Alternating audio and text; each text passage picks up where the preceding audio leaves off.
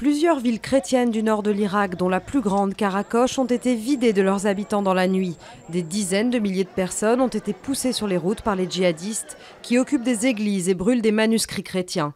Les combattants de l'État islamique sont seulement à une vingtaine de kilomètres des frontières du Kurdistan irakien. L'avion d'Air Algérie qui s'est écrasé au Mali le 24 juillet ne s'est pas désintégré en vol. C'est ce que révèle le bureau d'enquête et d'analyse qui n'exclut pas pour autant la thèse d'une action délibérée pour expliquer le crash. L'une des deux boîtes noires qui contient les enregistrements des conversations de l'équipage n'a pu être exploitée par les enquêteurs qui rendront un rapport d'étape en septembre. Le centre de Donetsk visé par d'intenses bombardements jeudi alors que l'armée ukrainienne tente de reprendre la ville aux insurgés pro-russes. Un obus tiré sur un hôpital de la ville a fait 1 mort et 2 blessés et un autre a tué 3 civils dans la périphérie sud. L'OTAN dénonce la présence accrue de soldats russes à la frontière ukrainienne qui serait près de 20 000 actuellement.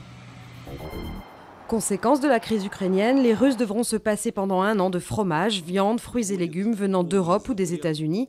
Mais cette interdiction des autorités russes affole aussi les producteurs européens qui devront vendre ailleurs les 10% de leurs exportations traditionnellement envoyées à Moscou.